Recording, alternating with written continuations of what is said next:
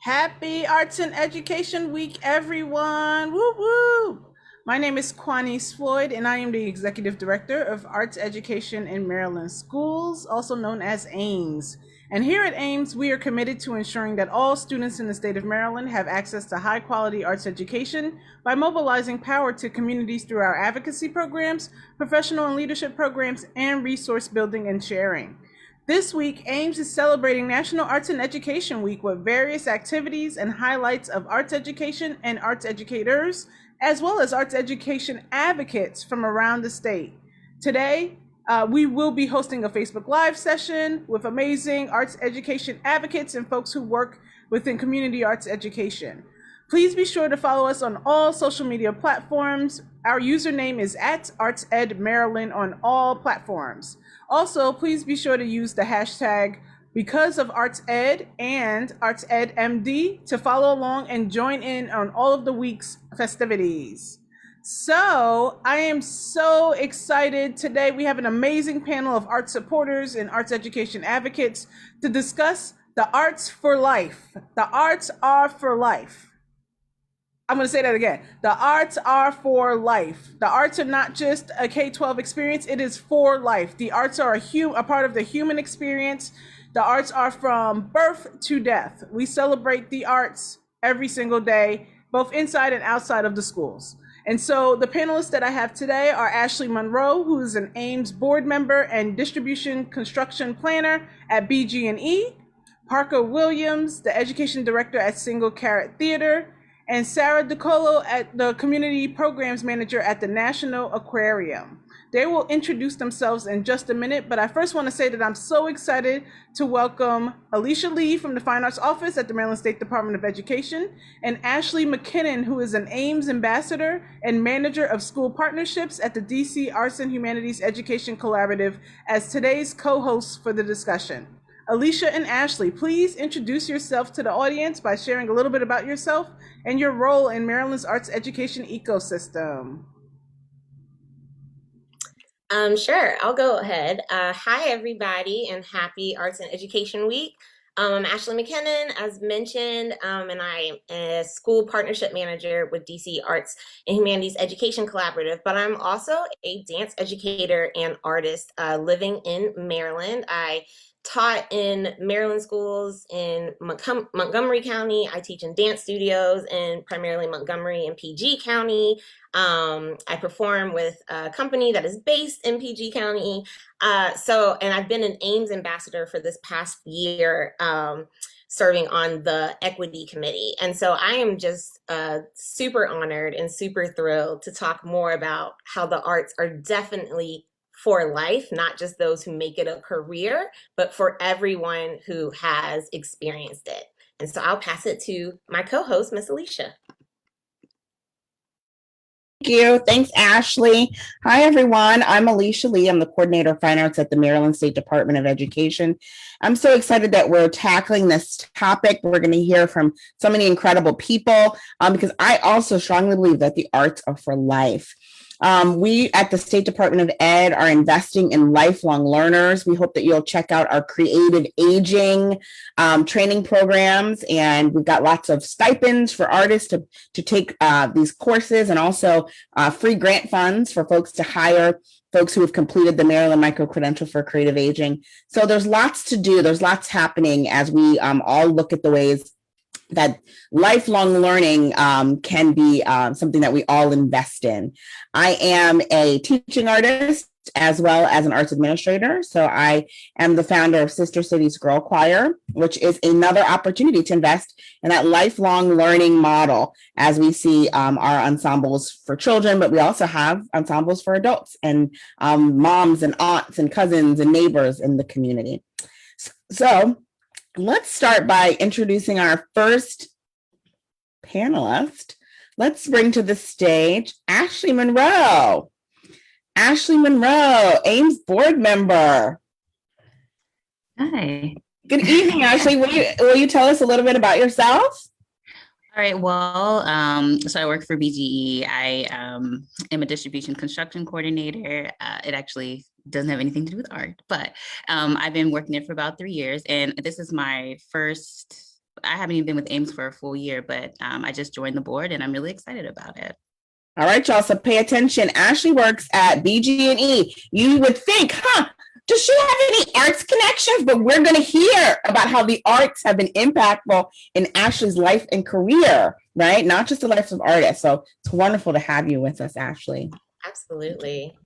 Let's go ahead and bring up to the stage Parker Mathews. Hello, everyone.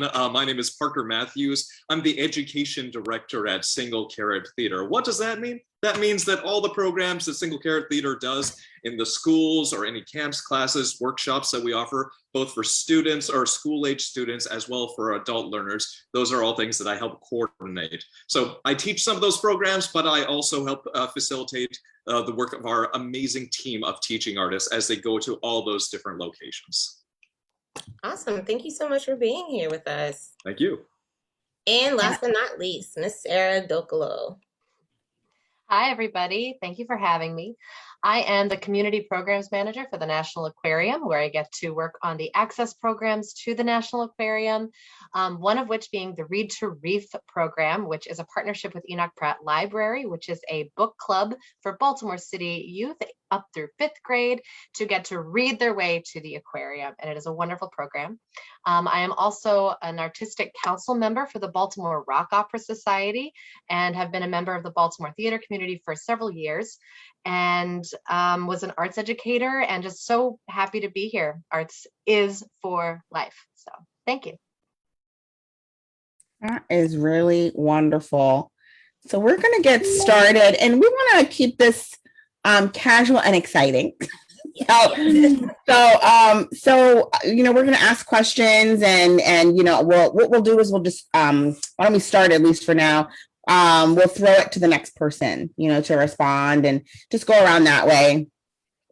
And so I'm going to ask Ashley, is your understanding, is it okay if I ask this first deep dive question, or you want me to ask that prompting question? Whichever one you want to do. Perfect. I see them. I see the our teleprompter is hitting it and running. This is a high quality production, y'all. This is very, yes. All right. So the first question we have is, what is one of your fondest memories participating in arts education programs growing up? You'll notice we didn't say in schools, because arts education, it can't be contained by a school building. It bleeds out into the community, into the homes, it's everywhere. So which one of your fondest memories? I'm going to answer first while you all think about it a little bit. And one of my fondest memories is definitely singing in the choir in school. Sometimes in college, I would look back and think, I hated choir so much when I was in college, because it was such a different kind of experience than high school, where choir was all about building community and building connections. And then in college, it was about, you know, singing all the masterworks. And I was like, this is not fun. But in high school, we would do such amazing things. And one of my favorite experiences was we would go on choir tour. And we would not leave the metropolitan area, get on a bus, and we would go on a tour where we would just go to about 5 or 6 different performance locations, very close to our school building, actually. But just getting on and off the bus, and that frenetic energy of like, we're at a senior center, now we're at the mall, now we're going here, okay, great. We've got all these places to be, places where people want to hear our voice. It always created such a really strong memory for me. So that's one of my favorite memories, on our little choir tours, and ice cream, of course, at the end of the day. All right, let me throw it over to Parker Mathews. All right. Well, one of my favorite memories was when I was in high school. That's when I first got involved in theater. So for theater people, there were some people who are like, I was a theater kid from age 3.5. That wasn't me. It took me a little bit of while to get into, or get coerced into it. But in high school, we didn't have our own theater. So we went to this very strange place to do all of our shows.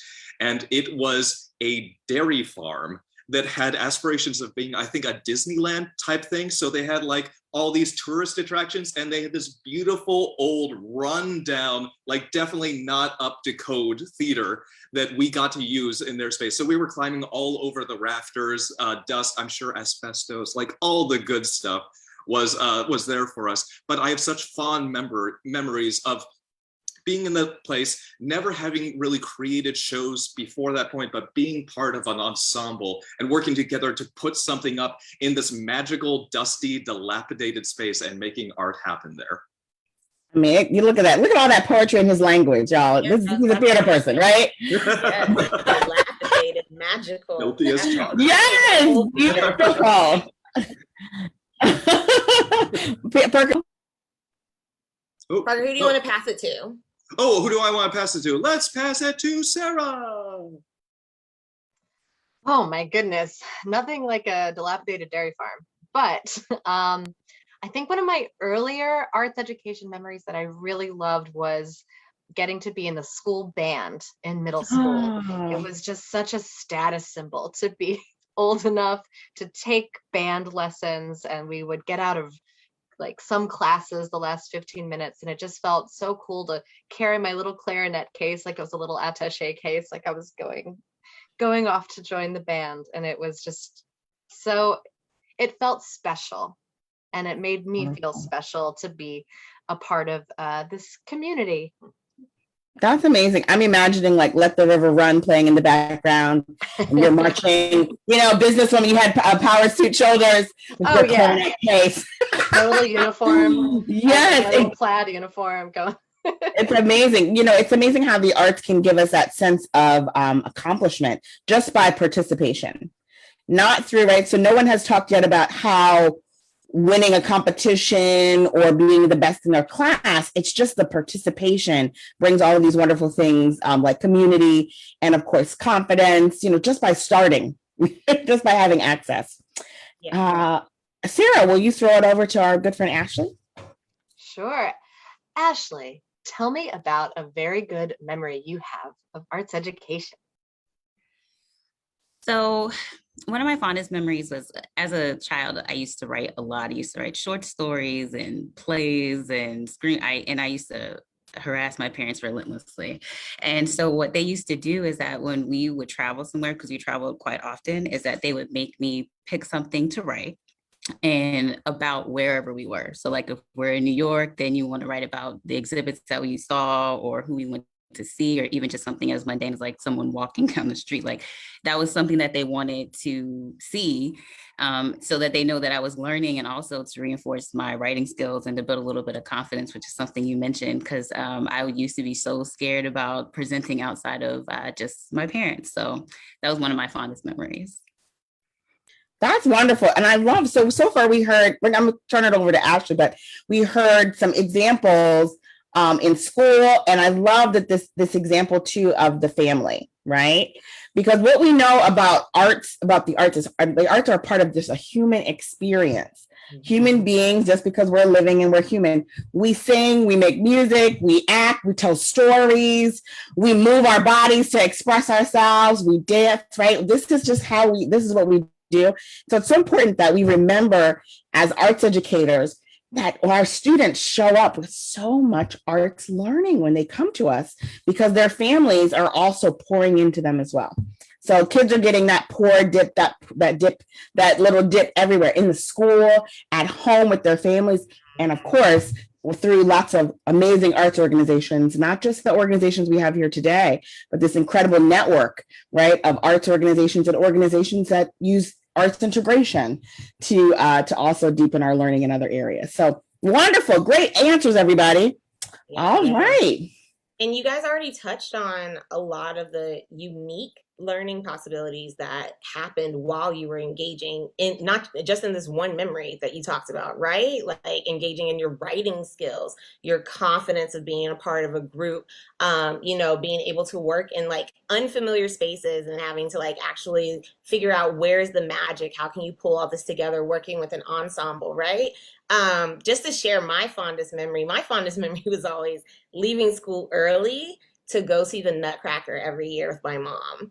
And it was a tradition that she would always pull me out of school early, and I have like my little dress, and like we would go to Charlotte, to the big theater, and we just made like an event out of it. And we still do that now. Now that I'm a grown up, and like if I can get home in time for the Nutcracker before the holidays, like we still do that. And so I just absolutely loved seeing it, right? Like I was dancing all the time, but to see it, there was something bigger about it, right? So what I want to ask you is, what is a unique learning opportunity that you had? So something that you felt was bigger than yourself while you were engaging in the arts. And it could have been you do like being in a class. It could have been something that you were doing at school, something that you saw, whatever it may be, something your parents did even, through your generations and family. So to start, I'm gonna throw it to Ashley since we have the same namesake. And I'll start with you. Maybe unique possibilities. I think the first thing that comes to mind for me is my high school art class. My teacher used to always integrate math with the arts. So whatever we were doing, whether it was trying to like figure out the pieces of one thing that we did, we built like a hollow clay ball, and you had to figure out the math for the geometry and everything for it. And I hate math, so that's why this is important to me. So for me, I was like, okay, so I didn't realize that math and art could come together at all. So yeah, I think that's probably one of the unique possibilities that I learned. Yeah, definitely. I would definitely see how that could be very unique, especially for someone like me who can't do art anyways. And struggles with math. So that would have been it's quite a process. Who do you want to throw it to, Ashley? I could throw it to Parker. One experience that comes to mind was a few years ago. I was leading a workshop up in rural Pennsylvania, so like coal country, a tiny little place called Summit Hill that's probably got a population of a couple hundred max at this point. And we were working on a workshop. We were primarily there for camp during the day, but we did a single adult workshop one evening. And we had this older couple who joined us. They were both in their 70s, and the woman was very gung-ho and excited about being able to do art, and she was very effusive. And the man was almost the quintessential white, blue-collar, salt of the earth, man of few or no words. I think he said about 3 words outside of this specifically, you have to talk in these exercises portions of the entire workshop. And as we were going through, I went, we'll keep offering up the work, we'll keep inviting him in, but I can't really read if this is something he's interested in or connecting with. We'll just trust that, he's where he needs to be. And there was a point where we did a writing exercise, because a lot of the theater work that we do with Single Carrot is focused on people creating theater that is drawing from their own personal experience. So it's not just working with scripts, it's people, it's students, young students or older artists, all offering their own personal experiences and interest to create something new. So we did a writing exercise. And after this, we shared some things that came up. And this man said, well, what came up for me? I went, oh my gosh, he's speaking. What came up for me was the first time I met my wife. And he recounted in beautiful detail about when they met 50 years before that point. And you could see his wife was very touched, and she said, I don't remember the last time I thought about that. And that ended up being the spark for us creating a theatrical piece based on his writing. And it was just an incredible experience, I think, for everybody. I felt so honored to be there, to see this man who, I don't know his experience with doing theater. He didn't seem like he was connecting for the longest time. But then there was that one opening, and that blossomed into this beautiful moment of this man who was, from my experience, pretty closed off, being able to share something and being able to be safe in that vulnerable space.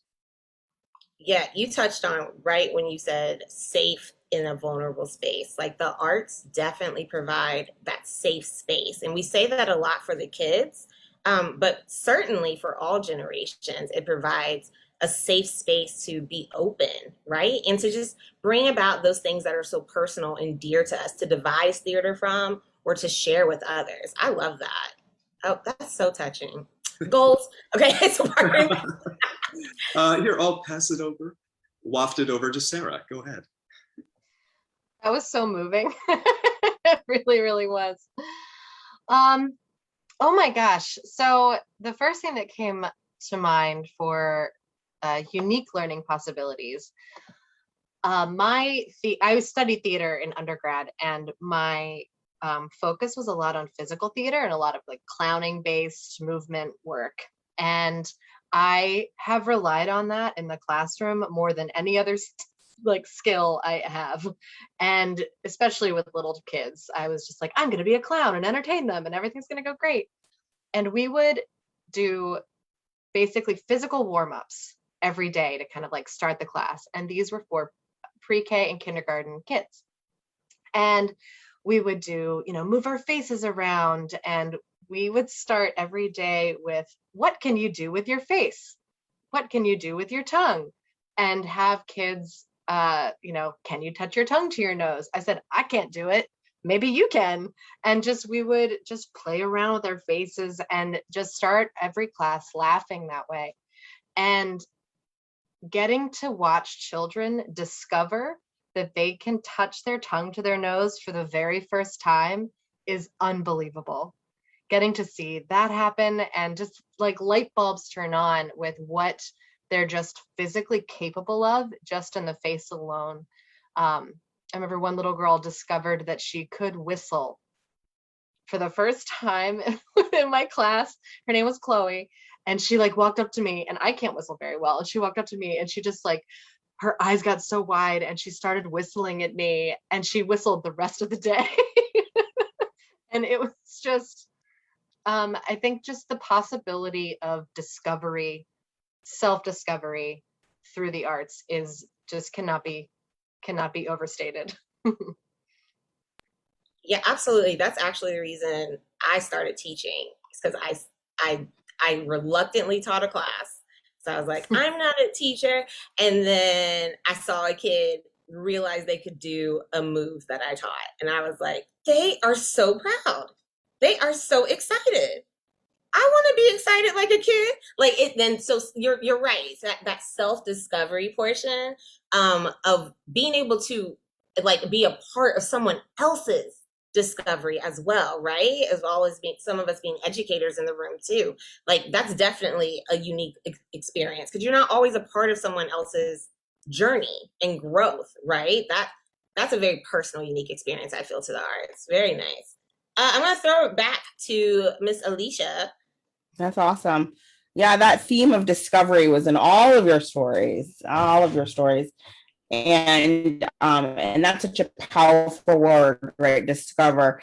It makes me think about just diving right into the next piece about the benefit of continuing to learn throughout lifespan, right? Sometimes we think about arts experiences only being for a select few, right? Our Grammy winners, our Tony winners, our professional artists here in the city or out in the suburbs. But that's not true, right? The arts are for everyone. And by making investments into lifelong learning, it allows us to deepen connections with our communities. So I'd like to throw this question over to Parker. Parker, what are your thoughts about lifetime learning? How does it deepen connection to community? Yeah. So I was sitting with this question because a lot of the work we do is for younger students, but I'll start there because so many of the students we work with, with Single Care, we've tried to build our programming around the idea that these are skills, these are learning opportunities that students are going to take with them, even if they don't go into a career in the arts. People who actually pursue that career, that's fantastic. They can also take those skills, but we want to offer opportunities for all students, not just for the select few who decide to continue on with that. And theater especially, or I won't say especially, I'll speak to theater because that's what I know. But in theater, there's so much that is on the level of social emotional learning, with learning to communicate, learning to creatively solve problems. Ashley spoke earlier already about confidence, building that confidence in yourself. I'm thinking something that Sarah said, actually, Sarah, in your example that really stood out to me was you're doing this silly activity with the students of touching your tongue to your nose. But in that place, you're not only reframing learning as a playful activity, which is something that arts can do that is, I think, often overlooked, but you're also creating this as a special place where students are acknowledged for their abilities and are recognized for that. And that's something that we really work on. We try to avoid the term students oftentimes in our work, because we don't want to see students as just students. They are young artists. We try to use that language as much as possible. They are not learning how to be artists. We are there to empower them, to facilitate the work of being artists. So they already have those incredible tools, and we're just there to help them develop and learn to communicate, to have the confidence in the fact that whatever they do, they are creative, and they can take these skills with them wherever they go. That's very powerful, Parker. It sounds like over at Single Carrot Theater, you all are making investments in the lives of young people that will really pay off over time, right? So that's really wonderful to see. I want to also just give a throw over. Let's throw it over to Ashley. I just want to also remind everyone that Maryland is making a firm commitment. The Maryland education community, state agencies are making a firm commitment to support lifelong learning. And so if your organization is not yet working with older adults, we have new funding opportunities to work with older adults. We have new training opportunities. And so many of our incredible teaching artists, like the teaching artists at Single Carrot, who are doing transformational work with young people, would be excellent in working with older adults as well. And so, great teachers are great teachers. So I just want to throw out that plug while we were hearing another story about the incredible teaching that's happening over at Single Carrot, that if you are a teaching artist and you're like, I'm good like that too with kids. I create magic too. We want you to create some magic. We want to build up that capacity to create magic with adults as well, and support you in that. So beautiful. That's incredible. What an incredible story. All right, let's turn it over to Ashley. So what I was thinking about when deepening your connection with the community, the first thing I kind of thought of was when I actually moved here from Florida. And when I was trying to understand kind of the community and the people that were here, one thing I did was I kind of walked around and I looked at the artwork. There's tons of murals everywhere. There's always exhibits going on from local artists. And one thing that it allowed me to do was kind of see, who are the people who are Baltimoreans. They're very passionate, they're creative, they're prideful, there's anguish here. But even through all of that, there's still, the thing that stuck out the most is the pride. So to me, I feel like that that artwork that I see throughout the city, it just lets me know about the people in the community. And I feel like that's how you're able to kind of deepen your connection and just really understand those that are around you. Wow. That's incredible. Let's shout out Elizabeth Ann Miller, who leads tours, Baltimore mural tours throughout the city, another arts educator doing incredible work, because that's an incredible way. Actually, you're so brilliant, but that's an incredible way to move to a new city and learn about the city, even before you meet the people, is to read the diary pages on the walls. And Baltimore is so lucky that our artwork is out in public. We have so much to see. And did she nail it? As you were describing Baltimoreans, all the people who are from Baltimore in this room were like, yep, that's Baltimore. Very proud. We have a lot of pride, right? A lot of passion. And that's wonderful that Ashley was able to tap into community even before she met us by seeing our art. I feel like that is so powerful. Wow. Let's turn it over to Sarah. Thank you. So I was thinking about lifelong learning as it applies to the Baltimore Rock Opera Society, which I I've been volunteering with them since 2009. I've been on the Artistic Council for a couple of years. And, I know that our reputation is, face melting, rock shows. But something that is really special about the Bros is the intergenerational relationships and community building that happens. We have children in the shows, our shows that are not rated R, which most of them are PG-13 But we have worked with young people in middle school and high school who are in shows with their parents who are volunteering.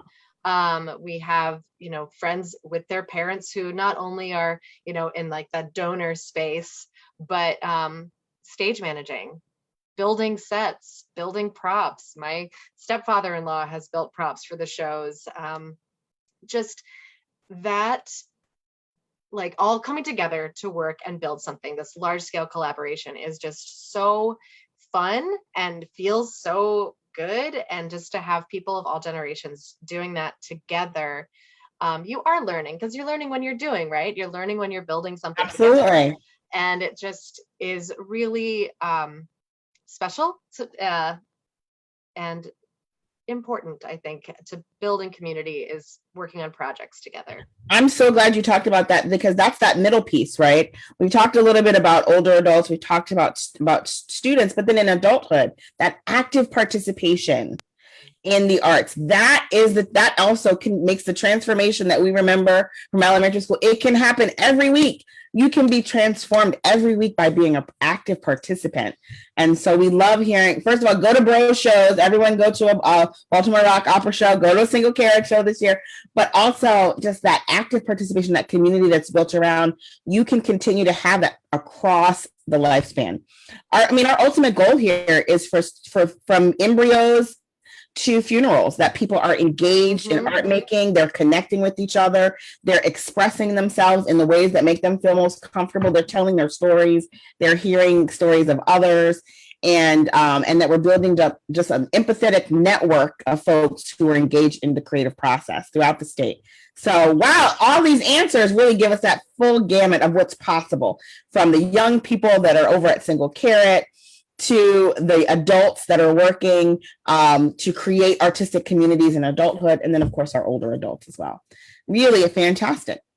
Awesome. Yeah, and for sure, and one thing I loved hearing from each and every one of your stories that you shared about the community, thinking about how most of our art forms, right, when they started in traditional history, and I say traditional history because sometimes we only learn about one side of history, but in traditional history, they started amongst like the royalty, right, in the palaces, especially with dance. But then once they moved out into the community, that's when it started to expand. That's when you start to see different forms of our art discipline happening, right? So like visual art was no longer just for museums. It's now for street murals. It's now for galleries and schools. Dance was no longer just ballet on stage. It moved into other areas, having forms with music as well and with rhythm. And so I just love hearing how much the arts permeate these communities as well, right? And something that Alicia alluded to with the middle ground of working adults, which I guess is what we are. We're working adults. I question that about myself. Sorry. Sometimes we're resting. Sometimes we're resting adults as well. Okay, cool. So we're resting adults. And so like being in that ground and making an impact, right? Not just in our own communities, but in outside of us as well. So the question I want to pose is, how can the arts encourage civic engagement from adults? So moving a little bit beyond just in our own performance silos or in our own studios or theaters or whatever that may be, but working in the other communities, right? With political action, with social justice action as well. So I'm gonna throw it to Sarah to start this one off. Sure. I've been thinking a lot about this, and I feel that just in general, throughout history, theater has been such a fabulous tool for social change. I feel like in a world where it feels like, your one voice is so small and the world's problems are so big, there's something still so powerful about collective art together that you are doing to communicate change, to communicate. I really think that theater and music are the greatest tools for communication of any idea, whether that's social justice issues or science in the arts integration world.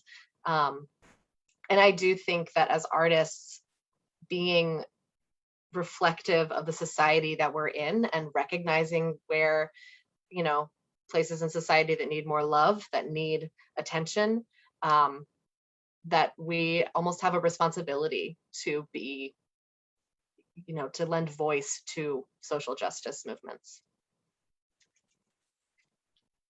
Yeah, definitely. I love how you were talking about bringing together through theater and music and just lending that voice. Alicia, are you raising your hand, or what are you doing? Oh, I was like, yes. Yeah, thank you so much for that, Sarah. I'm raising the roof for Okay. Sarah's incredible question. I apologize. I just saw it fly up and I was like, yes. Sorry, it was the teacher in me. I'm sorry. Sarah, who do you want to throw it to? Let's see, Ashley, I'd love to hear your thoughts. Thinking about civic engagement for adults, like I actually agree with Sarah's statement about it just being a collective process, but and speaking up for social justice and things like that, but also just arts in general is subjective. So it's just kind of like everyone can get in on it. There's nothing out there that I think is not art. I mean, you can say that it's not, but for ultimately in the overall picture, anything that anyone creates, whether it's a new dance or a song or artwork, whatever, they could have water dripping into a bucket. Like that could be their definition of some sort of art. And I think that that's how you can really engage adults, because you're not going to turn them away, and they're going to find something that they enjoy that's going to keep them motivated and keep their minds going and moving in that frame, like the artwork frame. So that's a great mindset. Everything is art. Everything. If you see everything as art, then yes, you will find a way to engage. Yes, Sarah. I was just thinking, an argument that I have so much with people is when they say, well, I'm not an artist. And it's like, yes, you are. Yes, you are. If you engage in any process, you are an artist. And just to kind of like piggyback on what Ashley said. Absolutely. Absolutely. We are all artists because everything is art. Oh, I love that. Parker. Yeah, with there's a program that we've been running at Single Carrot for a few years now that this question made me think of, where we go into work with other organizations, and we do what could be called advocacy workshops. So what we do is we create to go back to the theme from earlier, this safe place, this laboratory with no consequences, where people can explore difficult issues of advocacy, of racial justice, of inequity, and engage in ways that they might not feel comfortable at this point in the everyday world. So we practice strategies, we talk about, we reflect on that, we give feedback, and through that, we develop a level of comfort for the participants in being able, both comfort and familiarity. So they have familiarity with the ideas that they're talking about, but they also have a certain level of comfort of, I've done this before, or I've even messed up in this laboratory space, and that's okay. So we can try things that work or don't work, and we can learn from that. And I think that can be a really powerful place that art puts us into, where we can explore things without having to fear, without having the incredibly high stakes of the real world of, I'm going to do it wrong, but instead I can try it in this place, and then I can learn from that. So then when the stakes are higher, I have much more to draw on, and maybe I can be braver in that higher stakes situation. Yeah, and that connects to something Sarah said earlier about the kids with the tongues. I'm gonna actually like do that with my niece and see if she can like let's see her reaction. Her mom might not like it, but but like having them acknowledge what their own abilities were, right? So that's the same thing with adults, like having them be able to see what they can bring, what they are able to be vulnerable about and able to be open about in that safe space, so everyone, like Ashley said, can find a place. Everybody can get in on it. If all you can do or all you want to do is use a hammer, awesome. We definitely need things to be built. Like, if you want to sing, you want to print some copies, go ahead. Like, everybody has a place. I love all these answers. Thank you for that. I love that everybody has a place. Yes, absolutely. There's room for everybody.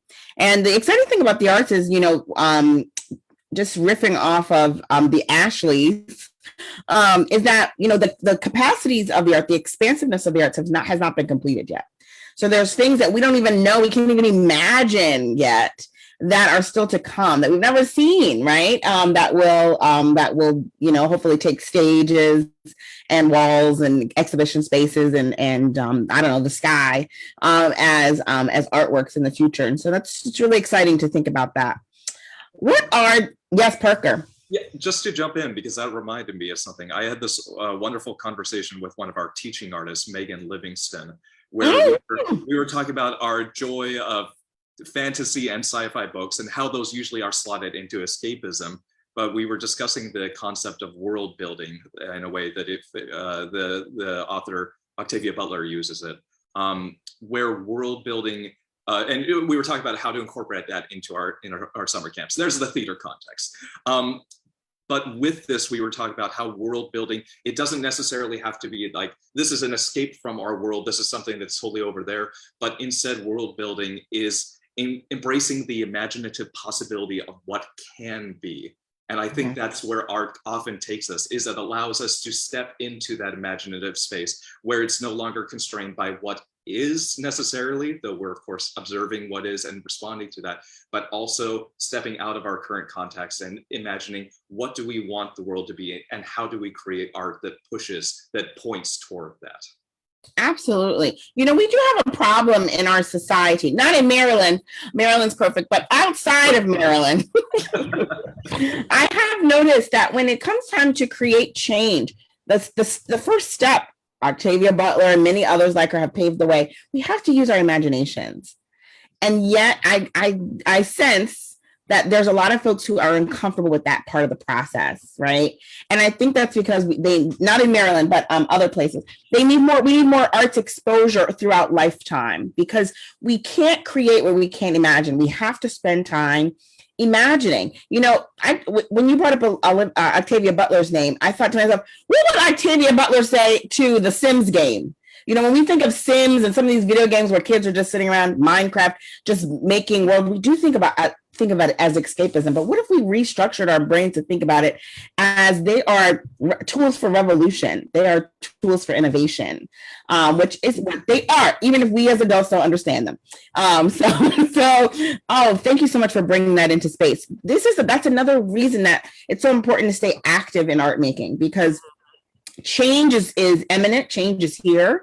The world is evolving, and we want to be a part of the momentum. We want to be a part of the positive change, and that requires creative thinkers, and people who aren't afraid of imagining something different or uncomfortable about imagining something different. And one thing, Alicia, before you move on, is the use of social media. I know sometimes certain generations are not. I love social media, but yeah, but I am.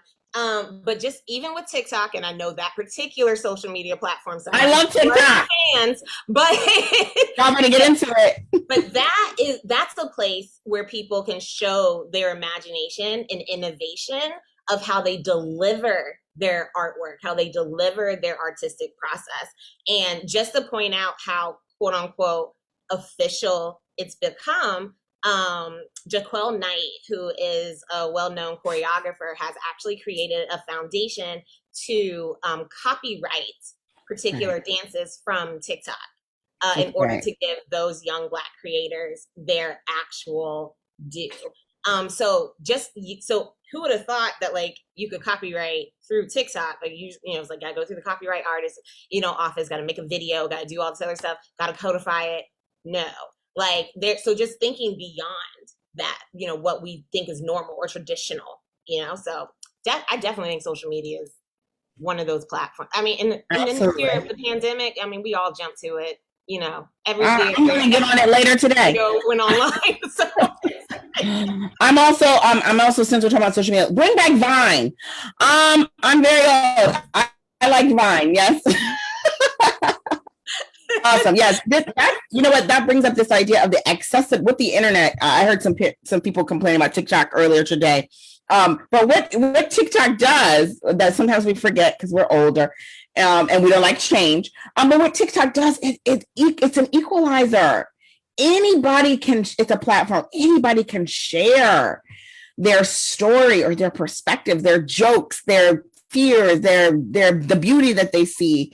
And anyone can share. That kind of democratic platform is definitely something to be embraced. And it has transformed the world, of course, but definitely art making. And what I see, I would say a trend in the last 5 years is young people growing up, of course, with social media always having been available, them understanding the power of those platforms earlier and earlier. So a lot of them are sharing their art making earlier and earlier on social media, right? They're selling their work on Etsy way earlier, and Redbubble and all those places. So yes. So it's very interesting to think about that. So that emergence, but that democratic nature of what the internet can do, right? What the internet can do. We're still thinking about lifelong learning, and let's talk a little bit about wellness and how the arts intersect with wellness. So who'd like to go first? Anybody have some thoughts about wellness in the arts, about being well? Well, theater folks, they always know how to twist the language. It's very good. Well, I have been just trying to do a lot of like research and collecting data points on how, health and wellness is related to the arts. And I think that there's a lot of evidence in for music therapy and art therapy, and just building an arts practice into your therapeutic practice is being recognized on a much larger scale than we've seen in the past. And it's really exciting, which I think is just really validating the value of an arts practice to your just holistic well-being. Absolutely. Which is exciting. And, who doesn't feel better after scream singing their favorite song, or just dancing and movement therapy. It's just moving your body, learning something new, and expressing yourself in a healthy, interesting way can only be good for you and good for your soul. Absolutely. When I heard folks talk about mindfulness, I think immediately about, oh, you mean, studio time? that's what we do in the studio. That we do repetitive, mindful movement. We spend some time reflecting, where it's a time to really focus on self and person. And so all that time in the practice room really does create opportunities for just reflection and mindfulness time. So really exciting. So beyond just, I know people talk a lot about mindfulness and incorporating it into your daily routine, like while you're washing the dishes. Shout out to Nicoletta De La Brown, who encourages us to, while we're washing our hands, right, to be mindful. And it's like, oh yeah, so if I do that, like while I'm singing my scales, instead of being angry and frustrated, I could also, I'm singing scales at home, I could be practicing mindfulness in those moments, right? And it enhances the art making too. So that's really wonderful to think about too. Parker, what do you think about with theater and wellness? What do you see as some intersections?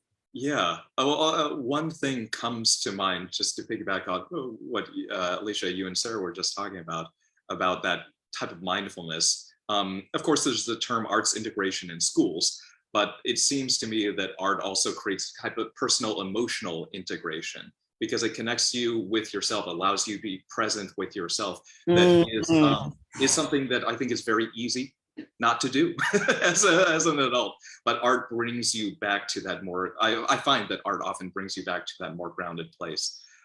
There's a story, this was years ago, so I wish I had written down the details, but all we have is my poor little memory.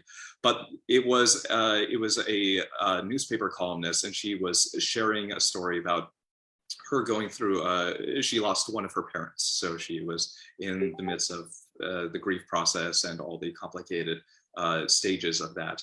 And she shared that during that process, when she was in very, very tough places emotionally, she said that the people I found that I could come to were the artists in my life. That they were the people who were able to offer the presence that I really needed. And she reflected on, I don't consider myself an artist, and yet, but that was a community where I could sense that something was different, that these people were more connected with their own emotional presence and were able then to offer that to me. So there seemed to be some key there for some of this topic about lifelong wellness. That's incredible. That's incredible. We Ames and MSDE collaborated in 2020 on a series called Embrace, where we intentionally built professional learning for arts educators and teaching artists that use the creative process or used art making as a tool for mindfulness. And we found so many incredible, there's so many facilitators, and there's the archive is up on the Ames did a beautiful podcast. So I would encourage each of those facilitators on the podcast, just incredible deep thinking about the ways that the arts create a better life over the trajectory of life by delving into creation, by how it creates opportunities for you to reflect on your own wellness and to invest in it as well. Really beautiful thinking about mindfulness and wellness. Ashley Monroe, what would you like to share? I've always felt like art and wellness kind of went hand in hand.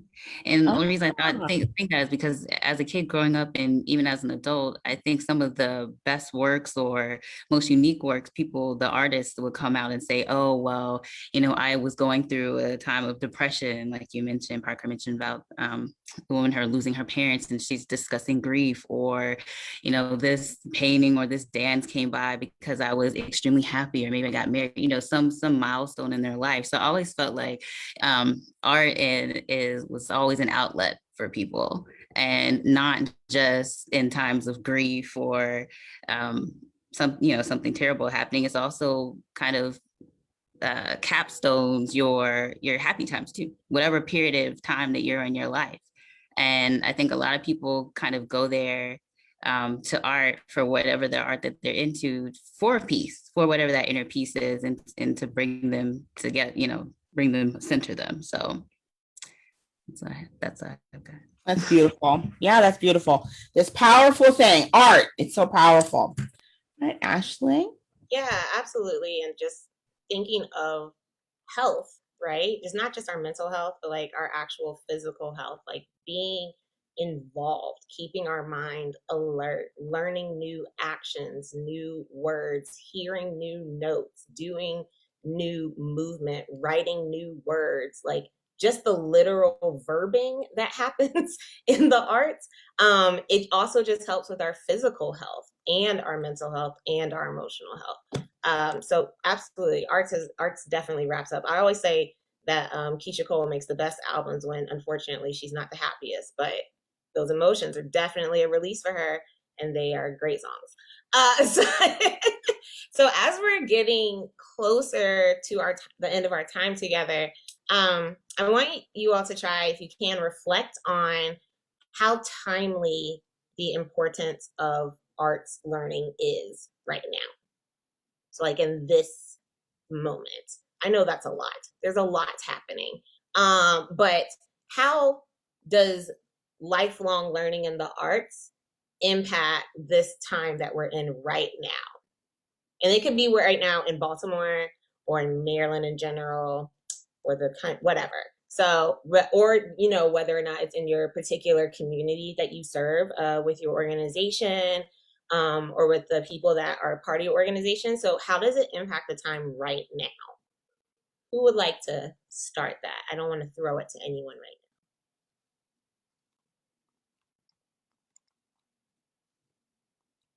now. I'll jump in.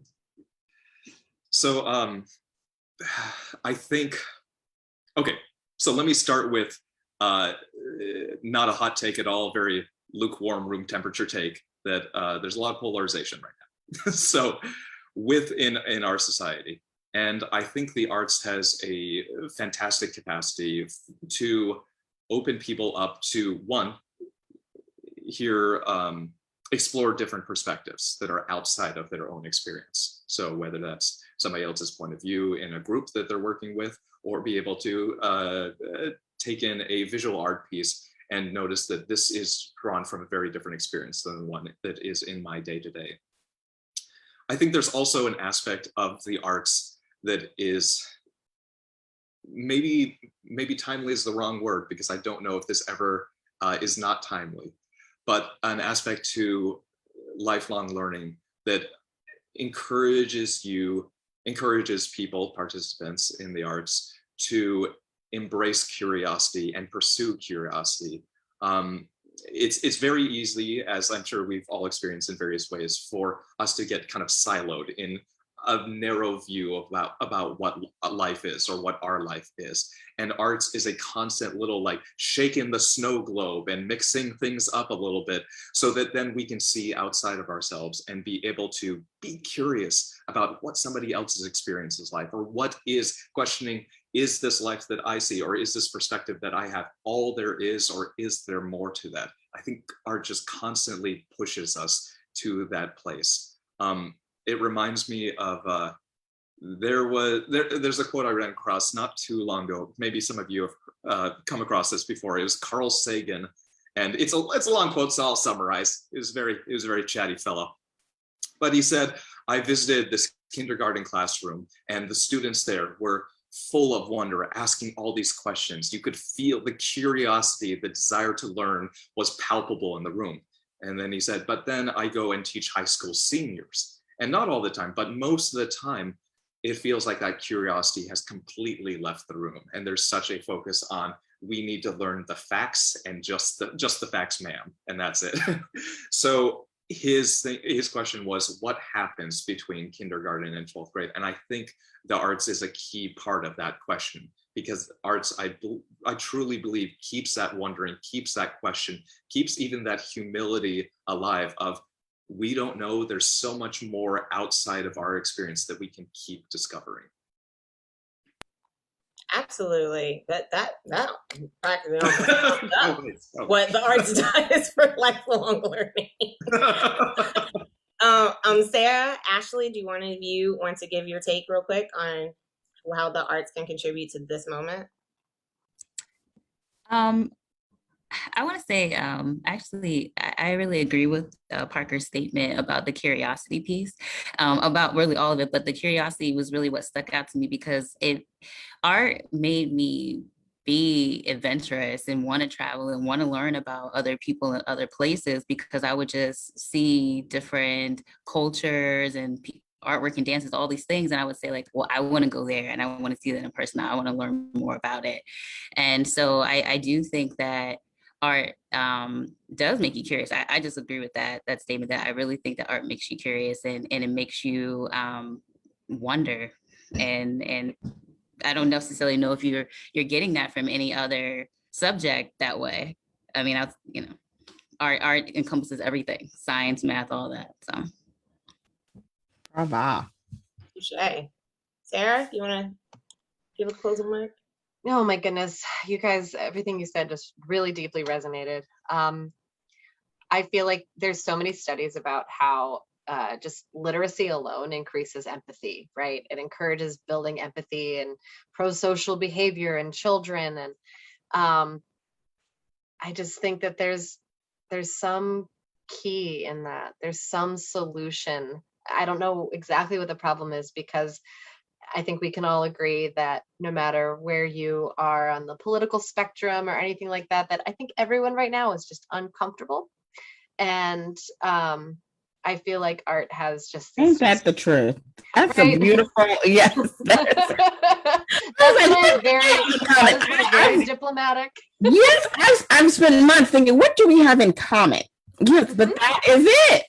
Everyone is uncomfortable and unsure and a little scared. And I think that there is this power of connection and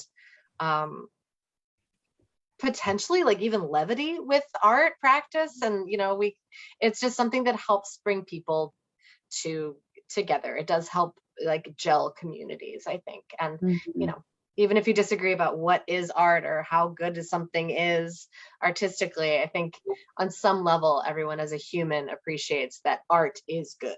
Yes. Yes, absolutely. And I love how you were like, I mean, I don't love the fact that we're uncomfortable. Let's be very clear. But I love the fact that there is something that gives us a common ground. And it's been alluded to this whole time that art is the common ground that we can all have from, as Alicia put it, embryo to funeral, being a part of that process because it is continuing, it is constantly going. That's beautiful. Yes, beautiful. I love the thought of embryo to funeral, of before life and even after death, our lives being filled with just being beatful, tuneful, movement filled, colorful, vibrant. This celebration of life that begins before we're here and continues after we're gone. And I'm so happy that we got to spend this time together hearing about the arts. And I hope everyone who's not an artist noticed that Ashley has a very artful life.